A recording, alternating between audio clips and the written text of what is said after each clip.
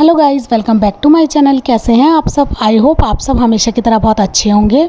दोस्तों, आज मैं फिर से आपके लिए लेके आई हूँ कुछ ऐसे यूज़फुल टिप्स एंड ट्रिक्स जो आपके बहुत ही ज़्यादा काम आएंगे। ये यूज़फुल किचन टिप्स आपके डेली के काम को तो बहुत ज़्यादा आसान करेंगे ही, साथ ही साथ आपके समय और पैसों की बचत भी होगी। और अपने सिंक की ब्लॉकेज को दूर करने की एक बहुत ही यूज़फुल ट्रिक मेरे पास है, तो वीडियो में प्लीज़ एंड तक बने रहें। और साथ में ही मैं ये भी बताऊंगी कि कंघी और मोजे पे हार्पिक डालकर इसका क्या यूज़ है। वीडियो जरा सी भी यूज़फुल लगे तो प्लीज़ वीडियो को लाइक, शेयर और सब्सक्राइब करना बिल्कुल ना भूलें। चलिए बिना देरी करते हुए वीडियो स्टार्ट करते हैं। तो पहली ट्रिक हमारे पास है इस तरह के ब्रशेस को लेके। फ्रेंड्स, जब भी हम समर वेकेशन में या किसी भी टाइम हम घूमने जाते हैं, इन ब्रशेस को हम एक साथ ही इकट्ठे करके पॉलीथीन में रख के अपने बैग में डाल देते हैं। तो आप ऐसा बिल्कुल ना करिए।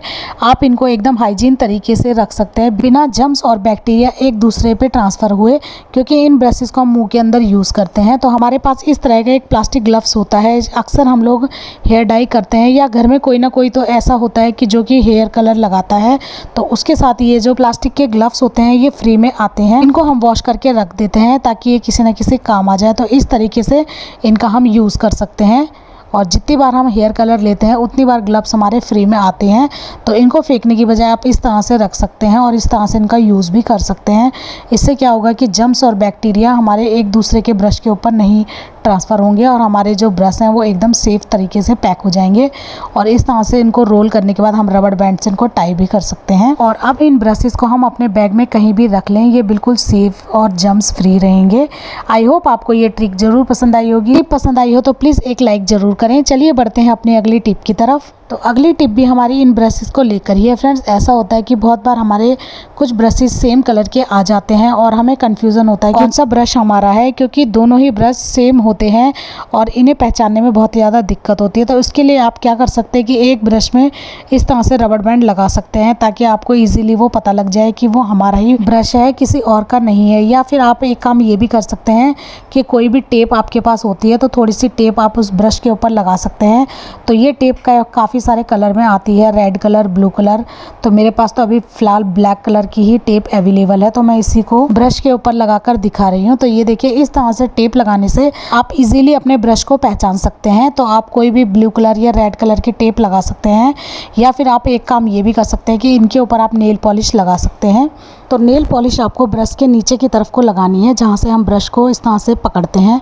ऊपर की तरफ नहीं लगानी है, क्योंकि ब्रश को हम मुंह के अंदर डालते हैं तो नेल पॉलिश का पेंट या कलर हमारे मुंह के अंदर भी जा सकता है। तो हमें इस तरह से जो नेल पॉलिश है वो ब्रश के नीचे की तरफ लगानी है। इसे हमें थोड़ी देर सूखने देना है और उसके बाद ये एकदम पक्का हो जाएगा। तो आप इजीली इसे पहचान सकते हैं कि ये किसका ब्रश है। आई होप आपको टिप पसंद आई होगी। चलिए बढ़ते हैं अपने अगली टिप की तरफ। अगली टिप है हमारी इस तरह के दूध को लेके। फ्रेंड्स, अक्सर क्या होता है कि हम लोग दूध बॉईल करते हैं, तो दूध बॉईल करते वक्त अक्सर हमारा ध्यान इधर उधर बढ़ जाता है और दूध हमारा बॉईल होने के बाद अचानक से नीचे गिर जाता है और गैस पर और किचन पर सब जगह दूध फैल जाता है। और इस दूध को हम डस्टर से साफ करके फेंक देते हैं वेस्ट समझकर। तो फ्रेंड्स, अभी तो मेरा दूध नहीं गिरा है, तो मैं आपको इस तरह से दूध थोड़ा सा गिरा कर दिखाती हूँ। तो इस तरह से हमारा दूध बॉईल होने के बाद गैस चूल्हे के ऊपर गिर जाता है या किचन में, तो इसको हम इस स्पंज की हेल्प से सोक कर लेंगे। ये स्पंज हमें अक्सर किसी भी सामान के साथ फ्री में मिल जाता है। जैसे आपने शूज़ लिए हैं या कोई भी इलेक्ट्रिक सामान आप लेते हैं, उसके साथ ये स्पंज मिलता है फ्री में। तो इस स्पंज को आप फेंके ना, इस तरह से आप उसका यूज़ कर सकते हैं। तो इसमें हमने जितना भी दूध है गिरा हुआ सबको इस तरह से सोक कर लिया है।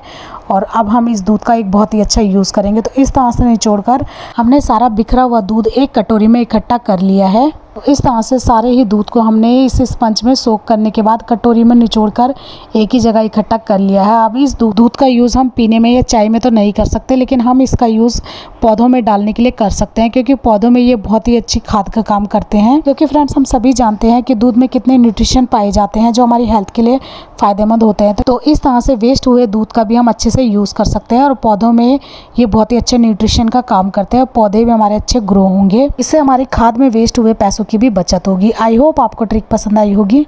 अगली टिप है हमारी इस तरह के सिंक को लेके। फ्रेंड्स, सिंक की जो जाली होती है वो बहुत बार धीरे धीरे नीचे पानी को फेंकती है, क्योंकि जो सिंक की जाली होती है उसमें नीचे की तरफ कचरा चिकनाई जम जाती है, जिसकी वजह से जाली हमारी नीचे की तरफ से ब्लॉकेज होने लगती है। तो उसको खोलने का एक बहुत ही यूज़फुल टिप मेरे पास है। तो फ्रेंड्स, हम ले लेंगे सबसे पहले मीठा सोडा। इसको हम खाने वाला सोडा भी कहते हैं या फिर इसे बेकिंग सोडा भी कहते हैं। तो इस तरह से 1-2 टेबल स्पून बेकिंग सोडा हम पूरे सिंक की जाली के ऊपर इस तरह से स्प्रेड कर लेंगे। और अगर आपकी सिंक की जाली भी थोड़ी गंदी है या उसमें भी चिकनाहट जमा है तो आप उसके ऊपर भी थोड़ा सा बेकिंग सोडा इस तरह से डाल सकते हैं और आप कुछ सेकंड इसको इसी तरह छोड़ देंगे। और अब इसके ऊपर डालेंगे विनेगर। तो आप कोई भी विनेगर ले सकते हैं, वाइट विनेगर या येलो विनेगर। 3-4 बड़े चम्मच टेबल स्पून के करीब विनेगर हम इस जाली के ऊपर डाल देंगे। तो आप जैसे ही विनेगर इसके ऊपर डालेंगे तो इसके ऊपर बबल जैसे आएंगे, हल्का सा इसके ऊपर रिएक्शन होगा। तो अब इसको हम इसी तरह से कुछ सेकंड के लिए छोड़ा रहने देंगे। बेकिंग सोडा और विनेगर एक बहुत ही अच्छा क्लीनिंग का काम करते हैं। तो जितनी भी डस्ट और चिकनाई आपकी नीचे पाइप में इकट्ठा हो रही होगी, जम रही होगी, तो वो धीरे धीरे नीचे की तरफ बह जाएगी। अब इसके ऊपर हम डालेंगे 1 गिलास गुनगुना पानी। तो बहुत ज़्यादा गर्म पानी हमें नहीं लेना है, पानी हल्का गर्म होना चाहिए, क्योंकि हमारा जो नीचे पाइप होता है सिंक का वो प्लास्टिक का होता है। तो गर्म पानी डालने से उसके गलने के चांस बढ़ जाते हैं। तो इसलिए हमें उबलता हुआ पानी इसके ऊपर नहीं डालना है, हल्का गर्म पानी हम इसके ऊपर डालेंगे। तो आप देखेंगे नीचे जाली में रुका हुआ कूड़ा और चिकनाहट निकल जाएगी, मेल्ट हो जाएगी और आपका पानी भी जल्दी से निकलने लगेगा। आई होप आपको टिप पसंद आई होगी। चलिए बढ़ते हैं अगली टिप की तरफ। तो फ्रेंड्स, अगली टिप है हमारी इस तरह के मेथिलीन बॉल्स को लेके। फ्रेंड्स, आजकल बरसाती मौसम है और बाथरूम और कपड़ों में से बहुत ज़्यादा स्मेल आने लगती है।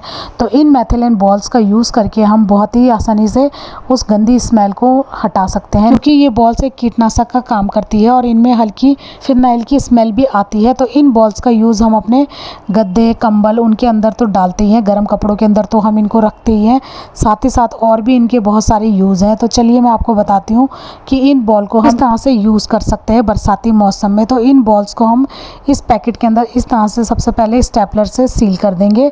तो ये देखिए, इन बॉल्स को मैंने स्टेपलर से सील कर लिया है। पैकेट को ऊपर की तरफ से मोड़ते हुए स्टेपलर से मैंने इस तरह से इसको फोल्ड कर दिया है। आप चाहे तो किसी रबर बैंड की हेल्प से भी ऊपर से इनको बांध सकते हैं, तो पैकेट से बॉल गिरे ना, तो इसलिए ऊपर से हमने इसे स्टेपलर कर दिया है। आप चाहे तो रबर बैंड की हेल्प से भी इसे टाई कर सकते हैं।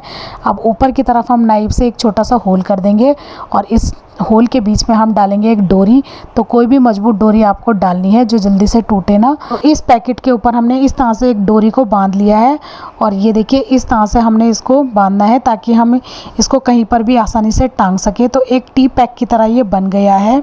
और अब एक्स्ट्रा डोरी को हम कट कर लेंगे। तो आप देख सकते हैं इस तरह से हमने इसको डोरी से बांध लिया है और अब हम इसको आसानी से कहीं पर भी हैंग कर सकते हैं। तो अभी इस पैकेट के नीचे की तरफ हम किसी पिन से या टूथपिक से इस तरह से छोटे छोटे होल कर लेंगे ताकि इसमें से जो मेथिलीन बॉल्स की खुशबू है वो बाहर आ सके। मैं इस पैकेट में टूथपिक की हेल्प से दोनों साइड में छोटे छोटे होल कर रही हूँ। आप किसी सुई की हेल्प से भी इसे कर सकते हैं और आप नीचे रख कर भी होल कर सकते हैं ताकि सुई आपके हाथ में चुभे ना। तो ये देखिए इस तरह से छोटे छोटे होल मैंने कर लिए हैं और अब इसको हम बड़ी आसानी से कहीं पर भी टांग सकते हैं। तो अब इस पैकेट को हम टांग रहे हैं अपने बाथरूम में। तो इसको हम अपने बाथरूम में टांग सकते हैं ताकि वहाँ पर जितनी भी गंदी स्मेल है बाथरूम की वो बिल्कुल भी ना आए और इसकी जो खुशबू है वो पूरे बाथरूम में फैली रहे। और इन बॉल्स की स्मेल इतनी स्ट्रॉन्ग होती है कि हमारे बाथरूम में गंदी स्मेल को तो दूर करते ही हैं, साथ ही साथ हमारे बाथरूम में जितने भी मॉस्किटोज़ या मच्छर मक्खी या कीड़े मकोड़े हैं वो इसकी स्मेल से दूर रहते हैं। और दूसरा यूज़ हम इन मेथिलीन बॉल्स का कर सकते हैं अपने अलमीरा के अंदर। यानी कि फ्रेंड्स, हमारे अलमीरा के अंदर महंगे महंगे कोट पैंट या साड़ी वगैरह होती हैं, जिन अलमारी में रहने की वजह से उनमें एक गंदी सी स्मेल आने लगती है। तो इस मेथिलीन बॉल्स के पैकेट को हम इस अलमीरा के अंदर भी इस तरह से कहीं पर भी हैंग कर सकते हैं। इससे इसकी स्मेल अंदर बनी रहेगी और हमारे महंगे महंगे कपड़ों में भी एक अच्छी खुशबू बनी रहेगी और उनमें गंदी स्मेल नहीं आएगी और हमारे जो महंगे महंगे कपड़े हैं उनमें कोई कीड़ा वगैरह भी नहीं लगेगा। तो आई होप आपको ये ट्रिक पसंद आई होगी। चलिए बढ़ते हैं अगली टिप की तरफ। अगली टिप है हमारी इस तरह की पार्टी वेयर दुपट्टा या चुन्नी या फिर कोई भी साड़ी को लेकर, जिसमें अक्सर क्या होता है कि कहीं ना कहीं थोड़ा सा छेद हो जाता है, जिसको पहनने में हमें बहुत ज़्यादा हिचकिचाहट होती है कि ये एकदम नई है और इसमें एक छोटा सा छेद हो जाता है जिसे हमें वियर करने में बहुत हिचकिचाहट होती है और पार्टी में हमें जाना है। तो हम इसको छोटी सी ट्रिक यूज़ करके इस दुपट्टे को फिर से यूज़ कर सकते हैं। तो इस छेद को हम कवर कर लेंगे और हम इसको पार्टी में पहन सकते हैं। तो हम इसके ऊपर लगाएंगे सेलो टेप। तो थोड़ी सी सेलो टेप को हम कट करके इस दुपट्टे के अपोजिट साइड में यानी कि उल्टी तरफ को हमको सेलो टेप लगानी है। तो छोटा सा टुकड़ा ही हमें इसके ऊपर लगाना है। तो ये ट्रांसपेरेंट होने की वजह से बहुत ही आसानी से चिपक जाती है, बिल्कुल भी ये दिखाई नहीं देती। तो इस दुपट्टे को हम इसे उल्टा कर लेंगे और उल्टी साइड में हम इसमें सेलो टेप को चिपका देंगे। छोटा टुकड़ा ही टेप का हमें चिपकाना है, एक्स्ट्रा को हम कट कर लेंगे ताकि वो छेद को कवर कर सके। और अब इसके ऊपर हम सेम कलर की नेल पेंट को लगा लेंगे ताकि ये पूरी तरह से कवर हो जाए और बिल्कुल भी दिखाई ना दे। तो इस तरफ ये थोड़े रेड कलर की है तो मैं इस पर पिंक कलर का शेड लगा रही हूँ क्योंकि मेरे पास अभी रेड कलर अवेलेबल नहीं है। तो हमको इस टेप के ऊपर लगी हुई सेम कलर की नेल पेंट को हम लगा लेंगे। तो ये देखिए मेरे पास जो दुपट्टा है वो डबल शेड का है, इसमें मजेंडा और रेड कलर दोनों है। अब इस टेप के ऊपर सेम कलर की नेल पेंट लगाकर इसको पूरी तरह से कवर कर लेंगे। और अब दुपट्टे को फ्रंट साइड में भी हम हल्का सा नेल पेंट करने के बाद सूखने देंगे, उसके बाद हम उसको यूज़ कर सकते हैं। चलिए देख लेते हैं लास्ट वाली टिप क्या है। लास्ट वाली टिप बहुत ही ज़्यादा यूज़ की है, तो इसके अंदर हम बताएंगे कि एक मोज़े और कंघी का क्या यूज़ है हार्पिक डाल के। तो अगर आपके पास इस तरह का कोई बेकार पड़ा हुआ मोज़ा है जिसका कोई यूज़ नहीं है या जिसकी लास्टिक ख़राब हो गई है, तो उसके अंदर हम एक शार्प कंघी को डाल देंगे इस तरह से। तो इस तरह से मोजे के अंदर हमने कंघी को डाल दिया है और अब इसके मोजे के ऊपर हम डालेंगे थोड़ा सा हार्पिक। तो ये देखिए अच्छे से कंघी को मैंने सेट कर लिया है और मोजे के ऊपर हम डालेंगे थोड़ा सा हार्पिक और अब इसके ऊपर हम स्प्रिंकल करेंगे थोड़ा सा बेकिंग सोडा।